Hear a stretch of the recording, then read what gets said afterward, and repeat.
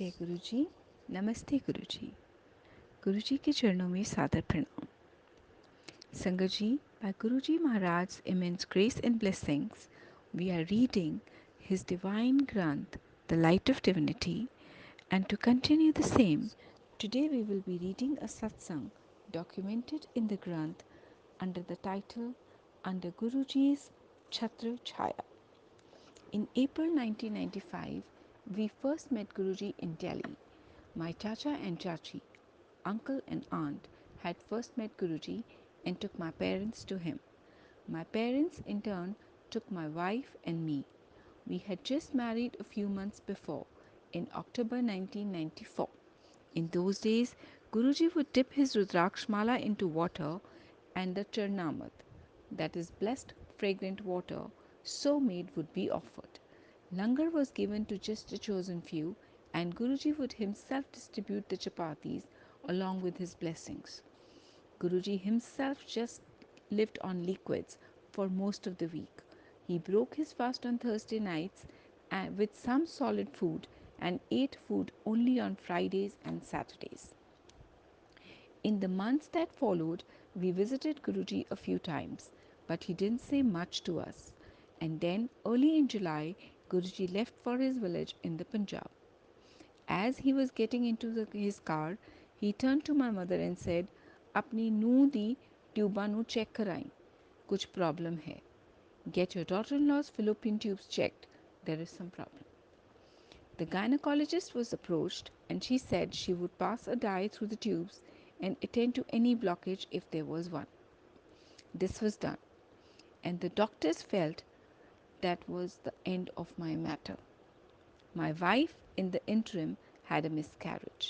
We visited Guruji in Chandigarh and in Jalandhar in the next few months, but we will never had the opportunity to have an extended conversation with him. At the same time, in all the fairness, we never asked for anything, nor indeed even wanted anything from him. Then my wife got pregnant again. The pregnancy was barely confirmed when the doctor said that the fetus was not viable and the DNC would be necessary. This was done. A few days later, my wife suddenly complained about intense pain in her abdomen. My initial reaction was that this couldn't be a gynecological problem, but the pain was increasing so rapidly that we rushed to the hospital. The doctor too arrived and straightaway took my wife to the examining room. Soon the doctor came out and said to me, "Go and organize some blood." It was an emergency. Apparently, there was another healthy fetus growing in my wife's fallopian tubes. The ectopic pregnancy had burst, destroying one tube and badly damaging the other. A fetal septicemia threat was caught just in the time, and with Guruji's grace, my wife's life was saved. Too late, but the doctor now realized what Guruji had been saying about the fallopian tubes, and of course, nominal chance of conception was now zero. For a while now, Guruji had not been available, neither in Jalandhar nor in Chandigarh, and in fact, we were fast concluding that Guruji was not going to come to Delhi at all. Then on Lohri 13th January 1998, my mother suddenly came out of her puja room to say that Guruji's fragrance was all over the home and emanating from his shoes that he had given her. In the home, we all experienced the fragrance and understood it is to mean that Guruji was thinking of us. This contented us. A couple of hours later, we had a call from Guruji's Sevadar, devotee, to say Guruji was in town and wanted to meet us at night at Siddharth Hotel. A small handful of people were invited. In the course of the next few months, it was this small group of people that Guruji occasionally met with. And on 13th April 1998, Baisakhi, the doors of Empire Estate were thrown open and Guruji's Sangat was invited in. Guruji was now seated on his gaddi, chair. We were asked to join in Langar Seva, and soon we were involved with washing utensils, making chapatis, and whatever other kitchen duties come to hand.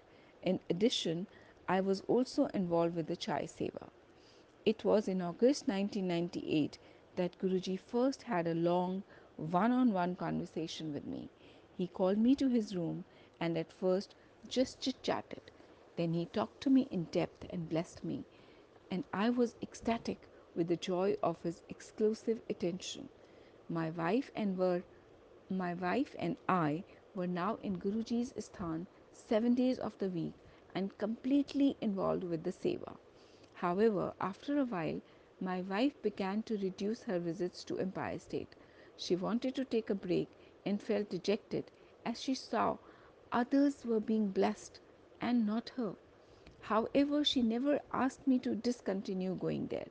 I continued at Guruji's, happily involved with performing the seva, shorn of any expectations. Just to be in Guruji's presence was contentment itself. This state of affairs continued right through the following year too. Early in 2000 though, Guruji sent for my wife. This was sometime around Shivratri. General Grewal asked her to press Guruji's feet, and in the course of her performing this seva, Guruji in his own manner said he had blessed her. We did not know quite what Guruji meant by that statement, but it was soon to become clear. My wife exhibited some symptoms and we went for a pregnancy test. Her pregnancy was confirmed. The doctor was stunned.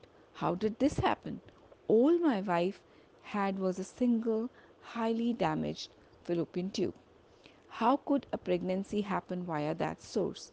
Subsequently, Guruji called the gynecologist in his own way to receive his blessings. My wife was told to move to her parents' home and stay there for the course of her pregnancy, and Guruji found unique ways of staying in touch with the baby in the womb. He gave me certain articles of clothing, his t shirt, his shorts, and later, when the baby was growing, his lungi, and asked my wife to wear them. Later, as the pregnancy progressed, he asked me to carry his pillowcase and bed sheet over to where my wife was staying and ask her to use them. About a month before the baby was due, a fresh problem was found by the doctor. The baby was found to be in the breech position. The doctor began suggesting that a caesarean operation might be necessary, but Guruji was not in favor of that remedy. He sent some prasad for my wife, told me to make her eat it that very night. The next morning, we scheduled the visit to doctor for an examination, and to our surprise, the baby had turned. The threat of a caesarean ceased. After a month later, my wife went into labor early morning, and soon the contractions were strong and frequent, but the baby's head wasn't locking in and dilation wasn't happening. The doctor again feared an emergency caesarean operation. I phoned for Guruji but couldn't reach him. But soon a message came. I was to go and do some donation. Guruji then called me and said, Message Milya, did you get the message? And I affirmed that I had done as told.